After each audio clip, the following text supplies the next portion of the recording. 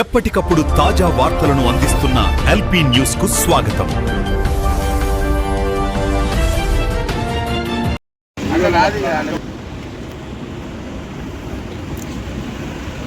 ప్రస్తుతం జరుగుతున్నటువంటి ఎన్నికల లోపల ఏదైతే మున్సిపల్ కార్పొరేషన్ ఆఫ్ మంచిర్యాల, అదేవిధంగా మంచిర్యాల జిల్లా లోపల జరుగుతున్నటువంటి మున్సిపాలిటీల ఎన్నికల లోపల జరుగుతున్నటువంటి ఓటర్ లిస్టు తయారీ కార్యక్రమంలో జరుగుతున్న అవకతవకల మీద ఇవాళ ఆర్డీఓ గారికి, జిల్లా ఎన్నికల అధికారి గారికి భారతీయ జనతా పార్టీ ఆధ్వర్యం లోపల వినతి పత్రం ఇవ్వడం జరిగింది.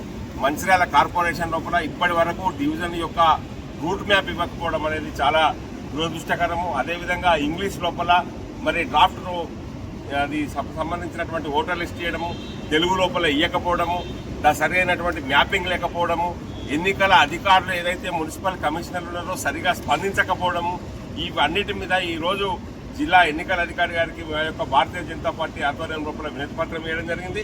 ఇప్పటికైనా కూడా ఒక పరిధి లోపల ఓటు ఉంటే, ఆయన ఒక డివిజన్ పరిధి లోపల ఓటు ఉంటే ఆయన ఒక 4-5 డివిజన్లలో ఓటు ఉండే విధంగా ఓట్లు వచ్చినాయి. దాని మీద సరైనటువంటి కాంప్లైంట్ ఇస్తే సరైనటువంటి స్పందన లేదు.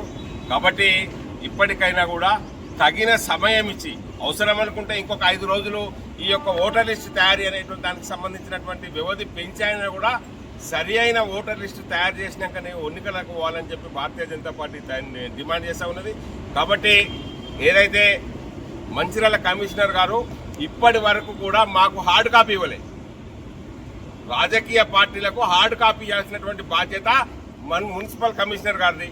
మున్సిపల్ కమిషనర్ దగ్గరికి పోయి మా భారతీయ జనతా పార్టీ కార్యకర్తలు పోయి కూర్చుంటే కనీసం స్పందించకుండా ఒక 2 రోజుల తర్వాత కేవలం సాఫ్ట్ కాపీ ఇచ్చారు. సాఫ్ట్ కాపీ పట్టుకొని ఎన్ని ఓట్లు ఎత్తుతారు? సరి అయినటువంటి విధానం కాదు.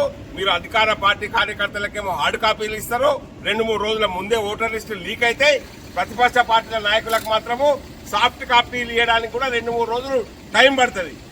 కమిషనర్ కాదు, ఇది సరి అయినటువంటి పద్ధతి కాదు.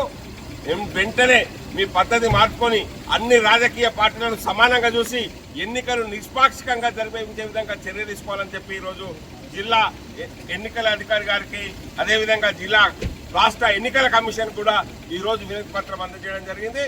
భారత్ మాతాకి జై.